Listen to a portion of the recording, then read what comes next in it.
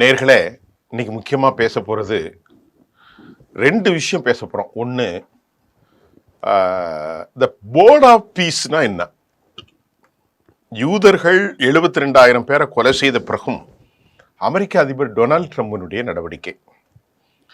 Davos நகரில் சுவிஸில் நடைபெற்ற த போர்ட் ஆஃப் பீஸ் நிலையில் யூதர்கள் சார்பில், அதாவது பெஞ்சமின் நெத்தானியாகு கலந்து கொள்ள முடியாத வர முடியாத அளவில் பெஞ்சமின் நெத்தானியாகு ஒரு பாதிக்கப்பட்ட நிலையில் அவருக்கு பதிலாக நாட்டினுடைய ஜனாதிபதி ஐசக் கலந்து கொண்டுள்ளார். ஏன்னு கேட்டீங்கன்னா, சர்வதேச குற்றவியல் நீதிமன்றத்தில் சுவிட்சர்லாந்து கையெழுத்திட்டு உள்ள நிலையில் இந்த போர்ட் ஆஃப் பீஸ் மீட்டிங்கில் பெஞ்சமின் நெத்தானியாகு கலந்து கொள்ள முடியாமலும் அங்கு செல்லும் நிலையில் அவர் கைது செய்யப்படலாம், சர்வதேச குற்றவாளியாக அடைக்கப்படலாம் என்ற நிலையில் அவர் வரல. இதை விட கேவலம், அவமானம் எந்த மாற்று கருத்தும் இல்லை. முதல்ல அந்த கருத்துக்கு ஒரு சின்ன விளக்கத்தை கொடுத்து ரெண்டாவது போகிறேன். ஏன்னா போர்ட் ஆஃப் பீஸ் என்பது என்ன? 72,000 பேரை ஹமாஸை பேரை சொல்லி பொதுமக்களை கொலை பண்ணான். 2 லட்சம் மக்களும் அளித்தார்கள். அமெரிக்காவும் டொனால்ட் ட்ரம்பினுடைய நிர்வாகம், ஜோ பிடன் நிர்வாகத்தை தொடர்ந்து பெஞ்சமின் நெத்தானியாகு கிட்டத்தட்ட 900 கார்கோ ஃப்ளைட்டில் அமெரிக்கா ஆயுதங்களை கொடுத்தது. 150 அல்லது 140 ஷிப்மெண்ட்டில் கண்டெய்னர்களில் வந்து இறங்குச்சு. அவ்வளவு ஒரு ரொம்ப கஷ்டம். நீங்கள் பாருங்கள், ஒரு 22,250 ஒட்டுமொத்தமான ஒரு சதுர கிலோமீட்டர், ஒரு சிறிய பரப்பளவு. இதை அழிக்கிறதுக்கு தான் இவ்வளவு. ஆனாலும் அழிக்க முடியலங்க. அதுதாங்க அற்புதம். அந்த ஹமாஸை அவங்களால அழிக்கவே முடியலங்க. அது உலகத்துக்கு ஒரு நிறைய பேருக்கு கொஞ்சம் திங்க் பண்ணி பாருங்கள். ஒரு சின்ன நிலப்பரப்புக்கு இவ்வளவு போட்டும் அந்த மக்கள் வாழ்ந்துக்கிட்டு இருக்கான்னா, இது வந்து ஒரு கற்பனைக்கு அப்பாத விஷயமா நான் பார்க்குறேன். ஒருவேளை எனக்கு ரொம்ப புரிந்து கொள்ள முடியலையோ என்னன்னு தெரியல. அவ்வளோ குண்டு போட்டாங்க. 900 கார்கோ ஃப்ளைட், 150 ஷிப்மெண்ட்டில் கண்டெய்னர்ஸில் வந்து இறங்குச்சு. அது எவ்வளோ பெரிய கண்டெய்னரு, அதில் எவ்வளோ டேங்கர் வந்துச்சு, எவ்வளவு துப்பாக்கிகள் இருந்தது, எவ்வளவு மர்னிஷன்ஸ் குண்டுகள் இருந்தது, இதெல்லாம் எனக்கு தெரியாது. ஆனால் அவ்வளவு பயங்கரமாக போட்டு அடித்தும் இன்னைக்கு யார் இந்த கொலை முயற்சி செய்தார்களோ அந்த பெஞ்சமின் நெத்தானியாகுக்கு உலகம் இழிவை கொடுத்தது. உலகத்துக்கே அவர் பல பகுதிகளுக்கு செல்ல முடியவில்லை. ஆனால் அவர் கைது செய்யப்படும் நிலையில் போர்ட் ஆஃப் பீஸில் அவரை கொண்டு வருவது எந்த அடிப்படையில் நியாயம் என்ற கேள்வியும் நமக்கு எழுகிறது. ஏனென்றால் டொனால்ட் ட்ரம்ப் அவருடைய ஆள், அவரும் ஒரு யூதர் என்றே சொல்கிறார். ஸோ ஓப்பன்லி டிஸ்க்ளோஸ்ட்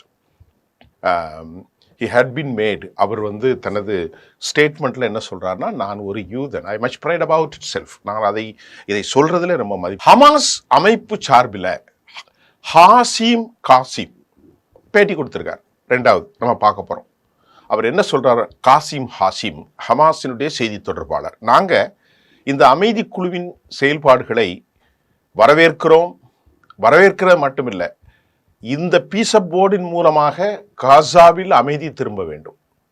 இந்த குழுவில் கொலை குற்றவாளி பெஞ்சமின் நெத்தானியாகு இடம்பெற ஒருபோதும் நாங்கள் அனுமதிக்கப் போவதில்லை. நியாயமான விஷயம்தான்.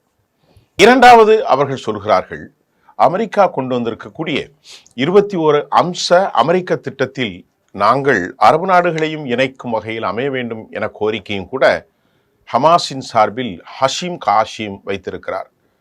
அடுத்த கட்ட நகர்வுகள் இந்த board of peace, the board of peace committee ஆரம்பிக்கும் வகையில் செயல்பட வேண்டும் என்ற சில கோரிக்கைகளை வைத்த ஹமாஸ், இஸ்ரேல் மிலிட்ரி உடனடியாக வெளியேற வேண்டும். Point number 1. பாயிண்ட் நம்பர் 2, ஈஜிப்டுக்கும் இவர்களுக்கும் எல்லையை பகிர்ந்து கொள்ள ரஃபா கேட் திறக்கப்பட வேண்டும். 3வது, உதவி பொருட்கள் காசாவிற்கு இன்னும் அதிக அளவிலே வர வேண்டும். 4வது, இந்த போர்ட் ஆஃப் பீஸ் கமிட்டி அடுத்த கட்ட பேச்சுவார்த்தை நடத்த வேண்டும். முதல் கட்டத்தில் அவங்க எல்லாத்தையும் கொடுத்துட்டாங்க. 48 பேரை அப்படி சொன்ன மாதிரி பக்காவாக பண்ணிட்டாங்க. இஸ்ரேலும் அமெரிக்காவும் செய்யலை. சொல்கிறாங்க, இந்த அமைதி முயற்சியை கெடுப்பதற்கு, இது நடைபெறாமல் தடுப்பதற்கு எல்லா முயற்சியும் இஸ்ரேல் செய்து வருவதை முதல்ல தடுக்கணும். ஏன்னா இது நடந்துடக்கூடாது அப்படிங்கிறதுல யூதர்களும் யூத நாட்டின் தலைமையும் கவனமாக இருக்கிறார்கள். ஒருவேளை இப்போ அவங்க அந்த போர்ட் ஆஃப் பீஸின் மூலம் உண்மையிலே இறைவன் நாடினால் அந்த மக்கள் அமைதியை அடைய வேண்டும், அந்த மக்கள் சமாதானம் அடைய வேண்டும். அதே போன்று யூத நாட்டில் இருக்கக்கூடிய அப்பாவி மக்களும் சமாதானம். இதுதான் நம்முடைய ஒரு எண்ணம். ஏனென்று கேட்டால் இந்த உலகத்தில் சமகாலத்தில் ஒரு மனிதன் சக மனிதரை கொலை செய்வதற்கும் அச்சுறுத்துவதற்கும் இந்த உலகத்தில் எந்த நீதியும் கிடையாது, மனசாட்சியும் கிடையாது, இறை நம்பிக்கையின் அடிப்படையிலும் கிடையாது. சக மனிதன் ஒரு மனிதனை கை நீட்டவே கூடாது, கொலை செய்வது, பச்சை பிள்ளைகளை. ஆகவே இவ்வளவு இழப்புக்கு பின்பும் அவர்களுடைய வழி கண்டிப்பாக நீங்கள் நம்பினாலும் நம்பாவிட்டாலும் காசா உலகின் பெரும் சக்கரவர்த்தி தேசமாக மாறும்.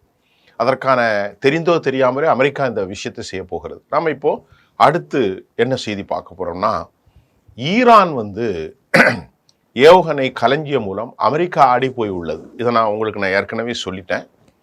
ஈரான்ல அமெரிக்காவினுடைய ஹரி ட்ரூமன், நான் முந்தானத்து சொல்லியிருந்தேன், அமெரிக்காவினுடைய ஆப்ரஹாம் லிங்கன் போன்ற கப்பல்கள் வரும் நிலையில் ஈரானில் இப்பொழுது வைத்திருக்கக்கூடிய அப்படி என்ன ஆயுதங்களை என்று நாங்கள் பார்க்கிற போது, ஈரானில் இருக்கக்கூடிய கண்டம் விட்டு கண்டம் பாயக்கூடிய ஏவுகணை சோதனையை ரஷ்யாவில் இருக்கும் சைபீரியாவை நோக்கி ஈரான் வெற்றிகரமான சோதனை நடத்தியுள்ளதை அரபு ஊடகங்களில், அதாவது அந்த அரபு ஊடகங்கள் அமெரிக்காவின் செய்திக்கு அமெரிக்காவின் சார்பு அரபு ஊடகங்களே வெளியாகி இருக்கிறது.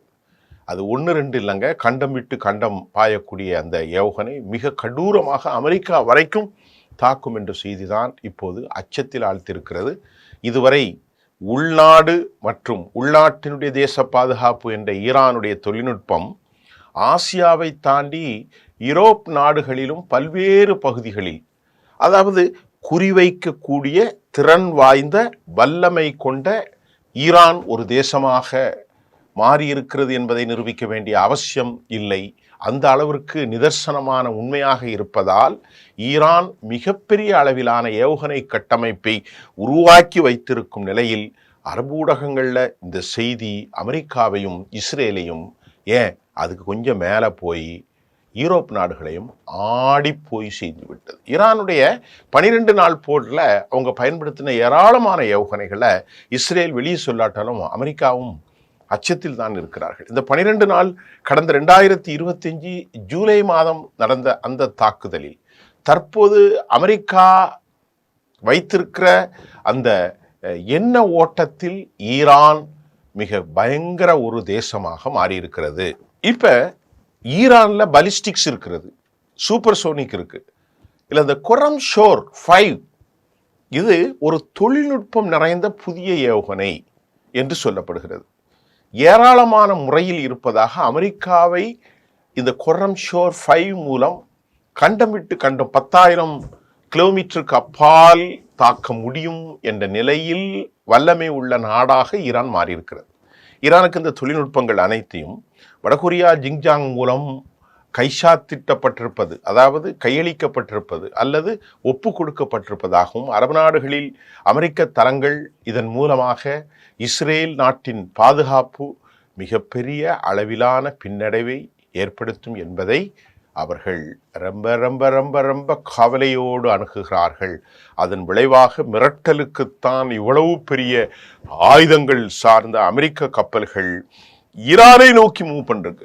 நேற்று முன்தினம் பேசுகின்ற போது அமெரிக்க அதிபர் டொனால்ட் ட்ரம்ப் சொன்னார், I don't wanted to say for anything, நான் எதுவும் சொல்ல முடியாது, ஏதோ நடக்கும், சம்திங் குட் ஹேப்பன், என்ன நடக்கும் என்று எனக்கு தெரியாது, ஏதோ நடக்கலாம், ஆனால் என்ன நடக்கும் என்றும் எனக்கு தெரியாது. We have been completely monitoring, அதை நாங்கள் அப்சர்வ் பண்ணி கொண்டிருக்கிறோம், அல்லது இது எல்லாமே ஒரு அப்சர்வேஷனுக்கு கீழே இருப்பது மத்திய கிழக்கில் தற்போதைய நிலை.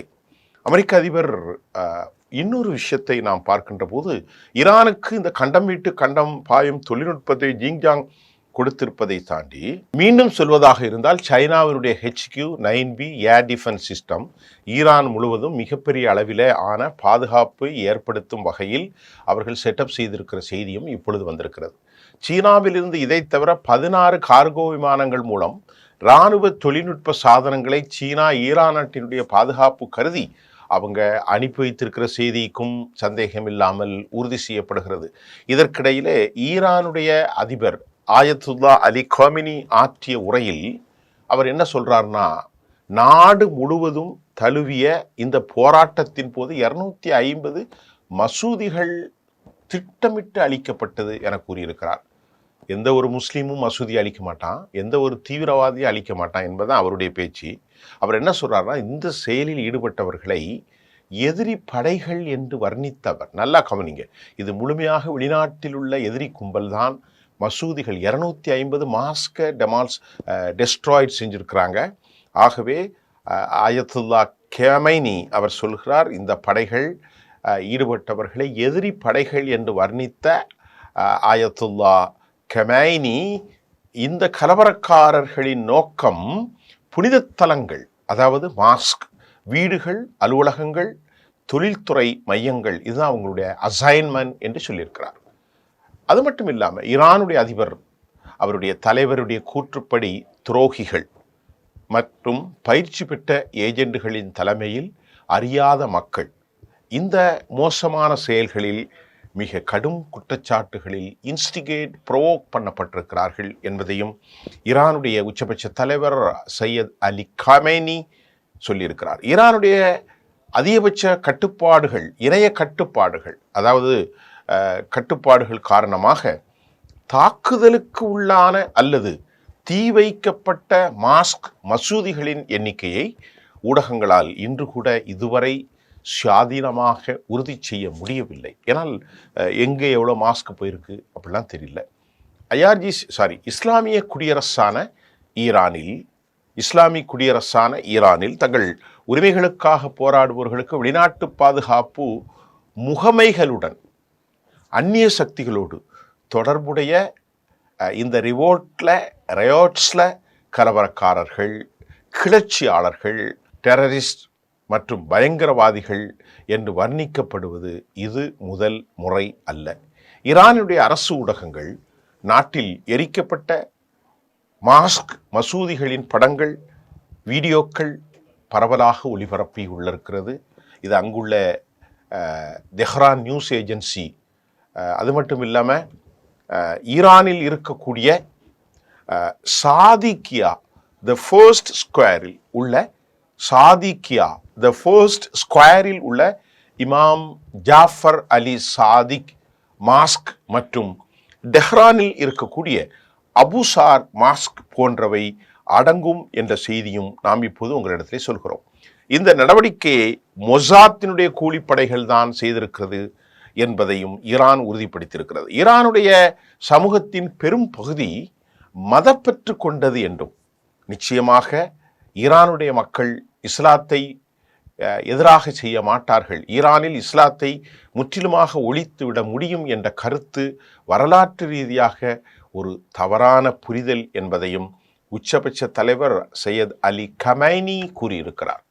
அவர் என்ன சொல்றார் அப்படின்னா, இந்த போராட்டக்காரர்கள் ராயட்டர்ஸ் மசூதி மட்டுமல்ல திருக்குர்ஆனுக்கும் தீ வைக்க முயன்றிருந்தால் அந்த நடவடிக்கைகள் மத துவேஷம், மதத்தின் மீதான தாக்குதல் என்று கருத தேவையில்லை என்றும், மாறாக தனது சர்வாதிகார ஆதிக்கத்தை நியாயப்படுத்த மதத்தை பயன்படுத்தும் நிறுவனத்திற்கு எதிரான அடையாளப்பூர்வமான எதிர்ப்பாகத்தான் இதை நாம் புரிந்து கொள்ள வேண்டும் என்று கூட இன்டர்நேஷனல் எக்ஸ்பர்ட்ஸ் தனது கருத்தை தெரிவித்திருக்கிறார்கள். ஈரானில் சமீபத்தில் நடந்த போராட்டத்தில் தான் ஆயிரக்கணக்கானவர்கள் கொல்லப்பட்டார்கள். ஈரானுடைய அஃபீஷியல் 3500 என்று சொன்னாலும் 15000 வரை இருக்கும் என்றும், அமெரிக்கா இதன் மூலமாக ஒரு போர் பதட்டம் தற்போது உச்சக்கட்டத்தை எழுத்தியிருக்கிறது. இதற்கிடையிலே அமெரிக்காவினுடைய அர்மதா, ஈரானை நிலைக்குலை செய்யும் ஒரு armada, the force going to be அங்கே இருக்கிறது. அமெரிக்க ஊடகங்களின் தகவல் படி, அமெரிக்காவிலிருந்து நியூயார்க் டைம்ஸ் தகவல் படி, தென்சீன கடலில் பயிற்சியில் ஈடுபட்டிருந்த யுஎஸ்எஸ் அப்ரஹாம் லிங்கன் விமானம் தாங்கி கப்பல் மற்றும் அதனுடைய போர் குழுக்கள் உடனடியாக மத்திய கிழக்கை நோக்கி திரும்ப உத்தரவிடப்பட்டிருக்கிறது. நேராக போகிறாங்க. அதுதான் நான் செய்தி ஆரம்பிக்கும் போதே பெரிய பதட்டம். இது குறித்து ஏர்ஃபோர்ஸ் ஒன் விமானத்தின் செய்தியாளரிடத்தில் பேசிய அமெரிக்க அதிபர் டொனால்ட் ட்ரம்ப், நான் ஏற்கனவே சொன்ன செய்தி மறுபடியும் வருகிறது, நாங்கள் ஈரானை கூர்ந்து கவனித்து கொண்டிருக்கிறோம், எதற்கும் தயாராக இருக்க வேண்டும். யார் சொல்றா? Donald Trump. ஈரானை கூர்ந்து கவனித்து கொண்டிருக்கிறோம், எதற்கும் தயாராக இருக்க வேண்டும் என்பதற்காகவே ஒரு பெரிய போர்க்கப்பல் படை அர்மதா அந்த திசையில் சென்று கொண்டிருக்கிறது. எதையும் செய்யக்கூடாது என்பதுதான் என் விருப்பம். ஆனால் ஈரானின் நடவடிக்கைகளை நாங்கள் மிக நெருக்கமாக கண்காணிப்போம் என்றும் அமெரிக்கா மிரட்டல் விடுத்திருக்கிறது, எச்சரித்திருக்கிறது. அமெரிக்காவினுடைய அந்த அச்சுறுத்தல் மூலம் 837 தூக்கு தண்டனைகள் நிறுத்தப்பட்டிருக்கிறதா? ஒரு கேள்வி வரும். ஈரானுடைய போராட்டம் நடத்தியவர்களுக்கு விதிக்கப்பட்ட மரண தண்டனையில் 15,000 பேர் வரை கொல்லப்பட்டதாக சர்வதேச ஏஜென்சிகள் சொன்னாலும் ஈரான் அரசு அதை நிறுத்தி வைத்துள்ளதாக 837 நிறுத்தி வைத்துள்ளதாக நியூயார்க் டைம்ஸ் வெள்ளை மாளிகை சொல்கிறது. ஈரானில் வழங்கப்பட்டிருந்த இந்த 837 தூக்கு தண்டனை அந்த நாடு நிறுத்தி வைத்துள்ளதாக ட்ரம்ப் மீண்டும் உறுதிப்படுத்தினார். என்னுடைய எச்சரிக்கையின் மூலம் இருந்த போதிலும் பேச்சுவார்த்தையின் மூலம் தீர்வு காண வானமும் தான் தயாராக இருப்பதாக யார் சொல்றா? அமெரிக்க அதிபர் டொனால்ட் ட்ரம்ப் சொல்றார். ஆனால் 3117 பேர் தான் உயிரிழப்பா. ஈரான் அப்படிதான் சொல்லியிருக்கிறாங்க. அதிகாரப்பூர்வமாக ஈரான் வெளியிட்ட தகவலின்படி டிசம்பர் இறுதியில் தொடங்கிய இந்த போராட்டங்கள் இதுவரை 3117 பேர் கொல்லப்பட்டார்கள். ஆனால் ஹியூமன் ரைட் ஆர்கனைசேஷன் மனித உரிமை அமைப்புகள் 4000 15,000 பேர் வரை கொல்லப்பட்டிருக்கலாம் என அஞ்சுகின்றன. கடந்த ஜூன் மாதம் இஸ்ரேலுடைய நடத்திய அந்த 12 நாட்கள் தாக்குதலுக்கு பிறகு தற்போது மீண்டும் ஒரு மிகப்பெரிய இராணுவ நடவடிக்கை அமெரிக்கா தயாராகி வருவதும் மத்திய கிழக்கு பிராந்தியத்தில் பெரும் பதட்டத்தை ஏற்படுத்தியுள்ளது. ஏற்கனவே புறப்பட்ட இந்த போர்க்கப்பல் அமெரிக்கா ஈரான் பதட்டம் தீவிரமடைந்திருக்கிற நேரத்தில் யுஎஸ்எஸ் ஆப்ரஹாம் லிங்கன், அது மட்டுமல்ல CVN 72 குழு, ஆப்ரஹாம் லிங்கன் CVN 72 குழு மத்திய கிழக்கு பகுதிகளுக்கு அமெரிக்கா அனுப்பியது. தற்போது ஈரானை இந்த கப்பல் படை குழு நெருங்கியிருக்கிறது. இதன் மூலமாக மலாக்கா நீர்சந்தி வழியாக அரேபிய கடலை நோக்கி சென்ற இந்த போர்க்கப்பலின் அருகே ஈரானிய சரக்கு கப்பல் அர்வின் பயணித்ததாக தகவல் வெளியானது. இந்த நிலையில்தான் USS ஆப்ரஹாம் லிங்கன் படைக்குழு கடலில் கண்ணாமூச்சாடி வருவதாக கூறப்படுகிறது. அதன்படி அமெரிக்க கப்பல் தனது தானியங்கி அடையாள அமைப்பான AISI சிக்னலை நிறுத்தி வச்சிருக்கிறாங்க. இது விவாதங்களுக்கு வகுத்திருக்கிறது. ஏனென்னா கண்காணிப்பை தவிர்க்கவும் தயார் நிலையை உணர்த்தவும் ஒரு ஆபத்தான பகுதியில் இது ஒரு பொதுவான இராணுவ நடைமுறை என்றாலும் ஈரானை நெருங்கியதும் இந்த கப்பல் டிராக்கிங் சிஸ்டத்தை நிறுத்தியிருப்பது விவாதத்தை ஏற்படுத்தியுள்ளது. ஈரான் மீது அமெரிக்கா எப்போது வேண்டாலும் தாக்குதல் நடத்தலாம் என்று கூறப்படும் நிலையில் அமெரிக்காவின் இந்த முடிவு சர்வதேச கவனத்தை முழுமையாக பெற்றிருக்கிறது.